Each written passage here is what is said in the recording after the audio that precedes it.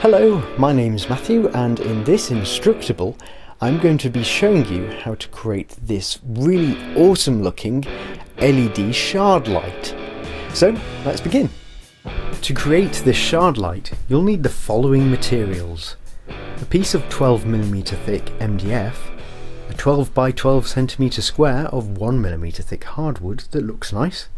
You'll also need a sheet of veneer and an LED strip, a link to which you can find in the description.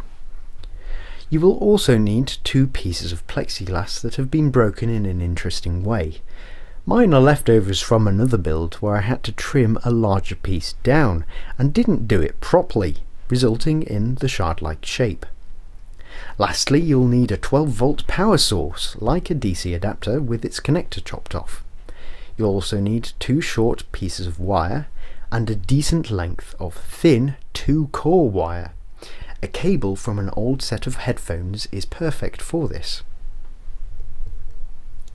You will also need the following tools. While they're not pictured, you do need an iron and some fine sandpaper, as well as a fine-toothed saw, a fine knife, a metal ruler, a pencil and a right angle ruler, a clamp, some wood glue and a brush to apply it with, and also some silicone based glue, though a glue gun will also be suitable.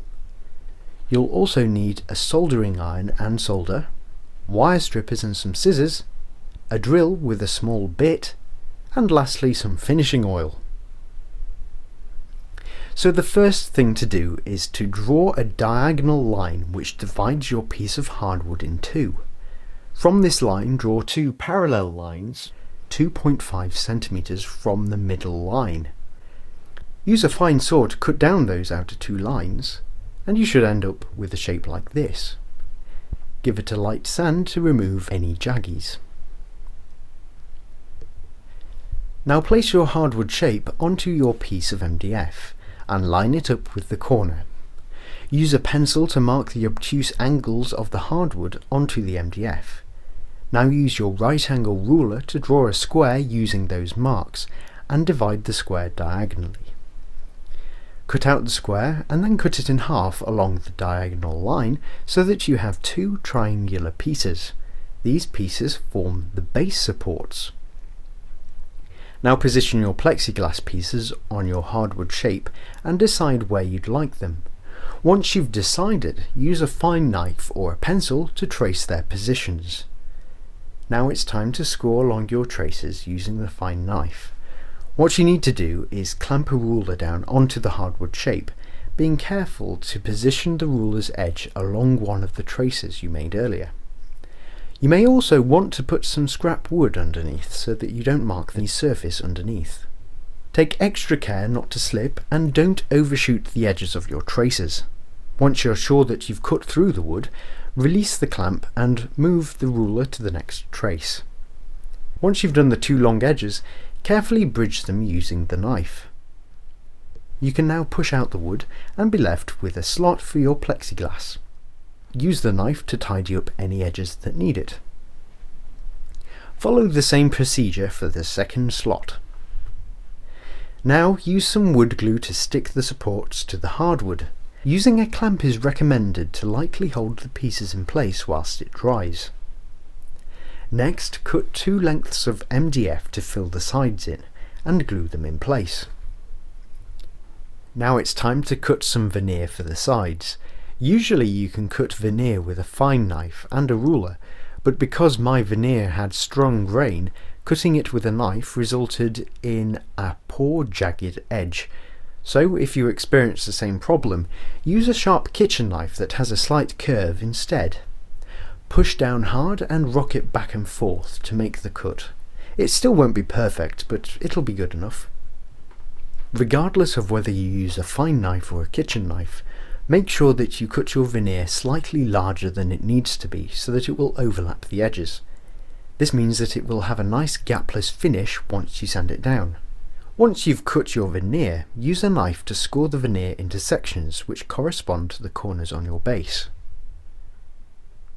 You don't want to cut through it entirely, but just enough so that it will bend easily at those points.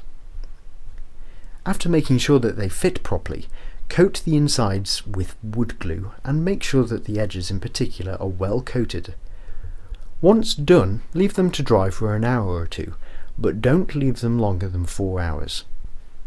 So after they've dried, carefully position the veneer onto the base.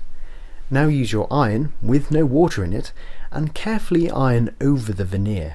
This melts the semi-dried glue and sticks the veneer down nicely. Make sure that the edges are well stuck and be careful not to burn yourself. Leave it to cool down and then sand down any overlapping pieces using some fine sandpaper like P150. Always sand along the edge in the direction of the veneer, never across it, so that you don't accidentally pull it away from the wood. Spend a fair amount of time sanding so that you get nice smooth edges that blend together nicely.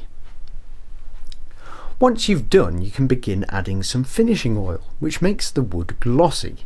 Don't put too much on at a time, and you'll need to give it at least 5 coats to get it to be shiny. Leave each coat to dry for at least 5 hours before adding the next. Now it's time to work on the LEDs, and the first thing to do is to cut the strip into 2 sets of 3. Because of the way the strips are designed, you can do this and have 2 fully functional mini strips that still run off 12 volts. Always make sure that you cut along the designated lines in between the copper pads. Turn on your soldering iron, and whilst it's warming up, prepare your wires by exposing their ends using wire strippers. Add some solder to these ends and also add some to the pads on the strips. Now solder your wires to these pads. The polarity is marked, so I'm going to use the dark wire for the negative side and the red wire for the positive side. Cut the wires shorter and again prepare them by stripping the ends off and adding some solder. Then solder the wires to the second strip. Make sure that you keep the polarity correct. Now prepare your 2-core wire by again stripping it and adding solder. This can now be soldered to one of the 2 strips. Take note of the polarity for later, so in my case I have to remember that yellow is positive and white is negative. Check that they work by connecting them to a 12 volt power source, which in my case is the 12 volt adapter with its end chopped off. Now it's time to glue them to the bottom of the shards, so find a way of supporting the shards in an upright position. I used some holding clips cushioned with some tissue paper so that they don't mark the shards. Now add some blobs of glue in between each LED. Use glue which has some volume to it and sticks to plastic well. I used a silicone based glue, but hot melt should work well too. After adding your blobs, place your shards on top and leave to dry. Whilst they're drying, cut 2 short lengths of MDF and glue them inside the base adjacent to the slots. They will provide something for the shards to adhere to later, but make sure that you leave enough room for the LED strips by not making the supports too tall. Drill a small hole at the back of your base for the 2-core wire to be threaded through. Once everything is dry, tie a knot in the wire and thread it through the hole. Then carefully push your shards through the slots. Apply some glue just above the LEDs and squash it against those supports you added earlier. Now it's just a case of carefully making sure that the shards are vertical and leaving them to dry. Using the right angle ruler is a handy way of checking that they're positioned correctly.